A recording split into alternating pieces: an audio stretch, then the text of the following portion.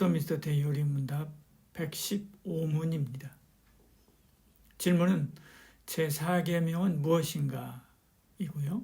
답변은 이렇게 이야기합니다. 제4계명은 다음과 같다.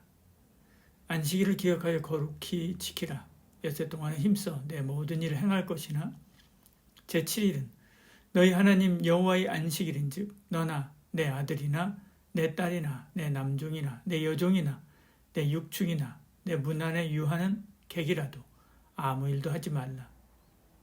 이는 엿새 동안에 나 여호와가 하늘과 땅과 바다와 그 가운데 모든 것을 만들고 제7일에 쉬었음이라. 그러나 여호와가 안식일을 복되게 하여 그날을 거룩하게 하였느니라. 아멘. 도덕법, 시민법, 의식법으로 모세의 율법을 구분합니다. 안식일은 그 중에 도덕법에 속하지요. 도덕법은 변함이 없는 법입니다. 10계명이 대표적인 도덕법 있지요. 10계명은 둘로 나뉘는데 첫 부분은 하나님께 대한 의무를 규정합니다. 하나님께 대한 우리의 의무지요. 의무로서의 예배, 그 방법, 그 이름과 그의 날에 관한 것들입니다. 둘째 부분은 함께 사는 인간에 대한 의무 있지요. 부모 공경, 간음, 도둑질, 거짓 증거, 이웃의 것을 탐내지 말라 하는 것입니다. 이 법은 오늘 이 시대를 사는 모든 인류와 세운 언약이지요. 만일 그렇지 않고 유대인이나 그리스도인에게만 적용되는 것이라면 다른 계명도 다른 예에게 적용시켜서는 안 되지요. 그래서 우리가 안식일을 지켜야 할 뿐만 아니라 객이나 일꾼 심지어 가축까지 쉬게 하는 것입니다. 시민법은 그 당시 하나님의 백성이 살아갈 사회 안에서 하나님을 기쁘시게 하는 삶을 살도록 주신 지침이지요. 물론 그 기초도 10계명에 있습니다. 그 정신을 따라 살되 사회에서 어떻게 공의를 행하고 재판하며 사랑을 실천해야 하는지를 구체적으로 규정하는 법이지요. 예를 들어서 이런 것입니다. 과실치사의 법 중에 이런 것이 있지요. 출애굽기 22장 6절에는요. 불이 나서 가시나무에 댕겨 낫갈이나 거두지 못한 곡식이나 밭을 태우면 불을 놓은 자가 반드시 배상을 지니라 이렇게 말씀하죠. 불이 나서 거두지 못한 밭을 태우게 된다면 그 원인 제공자인 불을 놓은 사람이 배상하라는 것입니다. 우리나라도 실화 책임에 대한 법률이 있습니다. 실화법이라고 부르는데요. 여기에도 불을 낸 사람이 책임을 져야 한다. 그렇게 규정되어 있습니다. 예를 들어서 30층 아파트에 10층에서 불이 났습니다. 밥을 하다가 전기레인지가 과열되어서 불이 붙은 것이죠. 불은 삽시간에 번져서 10층 전체를 태우고 아래층과 위층까지 옮겨 붙었습니다. 화상도 입었지요. 속상합니다. 그런데 그것이 끝이 아닙니다. 윗집, 아랫집, 윗집 피해, 아랫집 피해, 옆집 모두 배상해야 하는 거죠. 중과실, 경과실 여부와 상관없습니다. 처음 불이 난 곳의 소유자 또는 관리자가 주변 모든 피해에 대해서 손해배상 책임을 져야 하는 것입니다. 그 피해의 결과에 따라서 검찰에 기소되어 벌금 처벌도 받습니다. 고의가 아니어도 그렇습니다. 그러니까 화재보험에 가입할 때는 벌금까지 보상받는 것이니 꼭 확인해야 한다고 합니다. 이것이 시민법이지요. 이 법은 해석을 따라서 적용되기도 합니다. 예를 들어서 신명기 말씀에 이런 내용이 있습니다. 신명기 25장 4절에요. 곡식 떠는 소에게 망을 씌우지 말지니라 이렇게 말씀하지요. 고대는 타작할 때 곡식을 내리쳐서 털기도 하지만 널판 중간에 구멍을 뚫고 돌 같은 것을 박은 타작기를 소가 끌게 하기도 했습니다. 이때 소가 곡식을 먹을 수 있죠. 그래서 입에 멍에를 씌웠습니다. 그런데 신명기는 그러지 말라라고 말씀하죠. 그래서 지금도 아랍의 농부들은 소를 이용해서 타작할 소의 입에 망을 씌우지 않는다고 합니다. 그들도 구약 성경을 믿기 때문에 그렇죠. 문자 그대로 받아들이는 것입니다. 이 말씀의 정신은 곡식은 하나님이 주신 것이므로 일하는 소도 함께 먹는 것이 마땅하다는 것입니다. 근데 바울은 이 말씀을 이렇게 해석했습니다. 고린도전서 9장 9절 10절에요.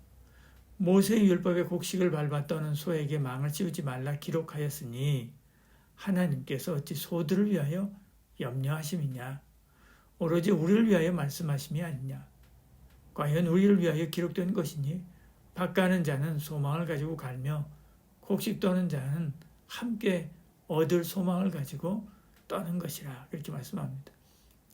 디모데전서 5장 10절에도 성경이 일렀을 때 곡식을 밟아 떠는 소의 입을 망을 씌우지 말라 하였고 또 일꾼이 그 싹을 받는 것은 마땅하다 하였느니라 말씀하는 것이죠. 주님도 일꾼이 자기 먹을 것을 받는 것이 마땅하다라고 마태복음 10장 10절에 말씀했습니다.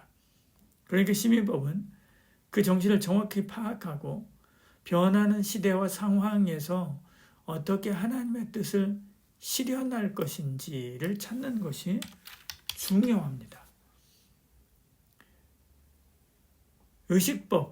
의식법은 제사법과 성결법 등 그 의식적인 것을 규정한 법이지요. 레위기는 이런 의식법을 많이 설명했습니다. 대표적으로 화목제, 유월절 같은 이런 절기나 제사법 있죠. 근데 이는 예수님의 십자가로 다 성취되었습니다. 그러니까 다시 이를 지킬 필요가 없는 거죠. 그런데 이런 성경이 우리에게 남겨진 이유는 이 법들을 통해서 예수님께 대해서 더 깊이 있고 다양하게 배울 수 있기 때문에 그렇습니다. 십계명은 안식일을 지키라라고 하는 이 법을 어떤 법으로 해석하느냐에 따라서 해석하는 방향이 달라지는 것이죠. 만약 시민법으로 이해한다면 현대 사회에 맞춰서 월요일이나 화요일 중 한 날을 정해서 지켜도 되는 것이고, 의식법으로 이해한다면 구약의 안식일에 맞춰서 토요일에 지켜야 하는 것이죠. 이 법은 도덕법입니다. 이 법의 기원이 모세가 아니고 창조이기 때문에 그런 것입니다. 안식일은 모세에게 의식법을 주시고 훨씬 전부터 있었던 법이지요. 또 이 법이 도덕법인 십계명에 들어가 있기 때문에 그렇습니다. 근데 그 안에 있는 법이 도덕법인 것은 당연한 것이죠. 9은 도덕법이고 한 계명은 의식법이라는 것은 통일성을 해치기 때문에 그렇습니다. 또 이 법을 돌판에 새겨 주셨기 때문에 그렇습니다. 돌판에 새김은 변함이 없다라고 하는 그런 의미이기 때문에 그런 거죠. 그렇다고 해서 시민법이나 의식법에 요소가 전혀 없는 것도 아닙니다. 의식법처럼 안식일에 제사를 드렸기 때문에 그런 거죠. 시민법처럼 지키지 않으면 사회 전체가 지키도록 하기 때문에 그렇습니다. 그런데 이 세 법의 가장 중요한 것은 도덕법의 정신인 것입니다. 사과로 본다면 제일 안쪽, 제일 바깥쪽에 시민법이 있습니다. 바로 그 안쪽에 의식법이 있는 거죠. 그 다음 그 안쪽에 도덕법이 있습니다. 그리고 제일 안쪽 씨앗이 있는 곳에 하나님의 성품이 있습니다. 이 성품의 대표적인 것이 사랑과 공의지요. 안쪽으로 갈수록 원리와 정신, 본질을 말합니다. 그러니까 불변한 것이지요. 바깥쪽으로 갈수록 법의 적용이 중요합니다. 상대적이고 시대적이죠. 상황에 따라서 변할 수 있습니다.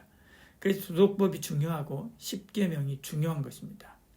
이 도덕법에 속한 안식일은 날이라는 시간을 어떻게 사용하는지에 대한 본질적이고 불변하는 원리와 지침을 제공하는 거죠.